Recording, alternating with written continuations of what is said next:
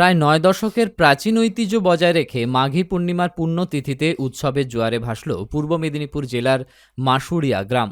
পূর্ব মাসুড়িয়া শহীদ স্মৃতি যুব সংঘের উদ্যোগে মাঘী পূর্ণিমা উপলক্ষে আয়োজিত হয় বিশেষ রথযাত্রা ও অন্নপ্রসাদ সেবন অনুষ্ঠান। এলাকার প্রবীণদের মতে প্রায় ৯০ বছরের পুরনো এই উৎসব মাসুড়িয়া ও সংলগ্ন অঞ্চলের মানুষের কাছে এক বড় মিলন মেলা। এবছরও তার ব্যতিক্রম হয়নি। আয়োজক কমিটির পক্ষ থেকে জানানো হয়েছে, এদিনের অনুষ্ঠানে মাসুড়িয়া ও পার্শ্ববর্তী এলাকা থেকে আসা প্রায় ২০,০০০ ভক্ত অংশগ্রহণ করেন। রথযাত্রার পাশাপাশি কয়েক হাজার মানুষের জন্য অন্নপ্রসাদ সেবনের বিশেষ ব্যবস্থা করা হয়েছিল। অনুষ্ঠানটি সুচারুভাবে সম্পন্ন করতে উপস্থিত ছিলেন আয়োজক কমিটির সভাপতি তথা পঞ্চায়েত সমিতির প্রাক্তন সভাপতি প্রণব মাইতি।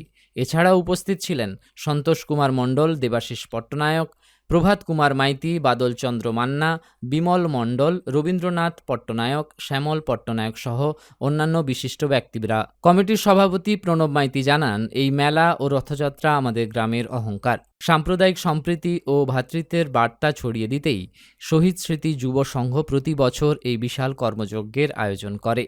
২০,০০০ মানুষের ভিড় সমালোচনার চ্যালেঞ্জিং হলেও এলাকাবাসীর সহযোগিতা তা সফল হয়েছে। সকাল থেকেই ধর্মীয় আচার, সংকীর্তন আর রথ টানাকে কেন্দ্র করে উৎসব মুখর হয়ে ওঠে গোটা গ্রাম। শ্রীক্ষেত্র পুরীধামে হচ্ছে রথযাত্রা হয় আষাঢ় মাসে, অর্থাৎ জুন জুলাইয়ের দিকে। কিন্তু এই মাঘী পূর্ণিমা বা গুরু পূর্ণিমাতে আমাদের এই বঙ্গে আবির্ভূত হয়েছিলেন ভগবান চৈতন্য মহাপ্রভু। তিনি এই রথযাত্রা শুরু করেছিলেন। তাই জন্যে দেখবেন ঠিক হলদার ওই পাশটাতে গুরু পূর্ণিমাতে হয়, পাশে হয়তো মাঘী পূর্ণিমা। কারণ এটা বিশেষ তিথি। এই মাঘী পূর্ণিমার আগে হচ্ছে নিত্যানন্দ প্রভুর আবির্ভাব, আর এই মাঘী পূর্ণিমাতে নিত্যানন্দ প্রভুর আবেশ প্রকাশ নরোত্তম দাস ঠাকুরের আবির্ভাব তিথি। এই পবিত্র তিথিকে সারা বিশ্বের লোক হচ্ছেন মান্যতা দেয়। এই মাঘী পূর্ণিমা, গৌর পূর্ণিমা, এই তিথিগুলো খুব বিশেষ মাহাত্ম্য। তাই এই তিথিতে চৈতন্য মহাপ্রভু এই উৎসব শুরু করেছিলেন। বিপ্লবীদের সঙ্গে, স্বাধীনতা সংগ্রামীর সঙ্গে ব্রিটিশদের মুখোমুখি গুলির লড়াই হয়। আমাদের এই এলাকার 4 জন বিপ্লবী এখানে শহীদ হন।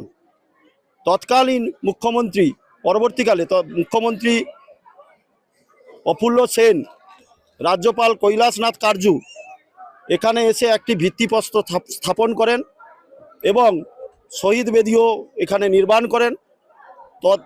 সেদিন থেকে আমাদের এই মেলা চলে আসছে।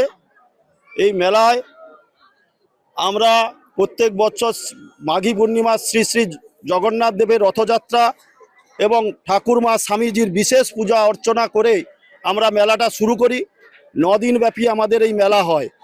তো এই মেলায় আমরা এলাকার প্রায় 15 থেকে 20,000 মানুষ এখানে অন্নপ্রসাদ গ্রহণ করেন, ভক্ত সম্মেলন হয় এবং আমরা সাংস্কৃতিক অনুষ্ঠান থেকে, যাত্রা থেকে সমস্ত কিছু রেখেছি।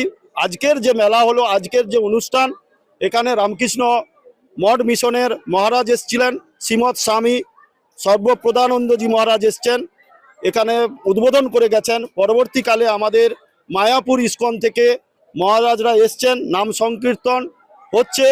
আমাদের এইভাবে অনুষ্ঠান চলছে।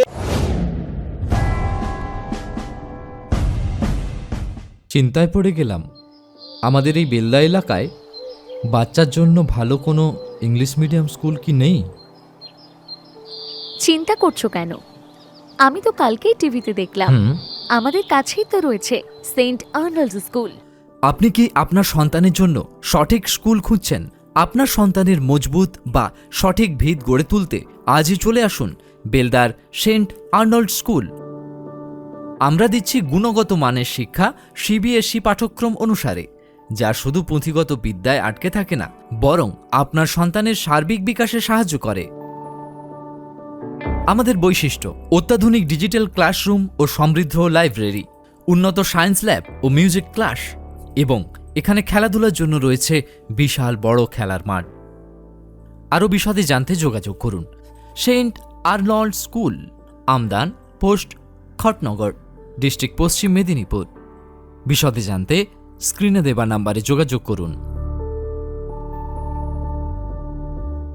নিজেকে আপডেট রাখতে ফলো করুন সানন্দা নিউজ।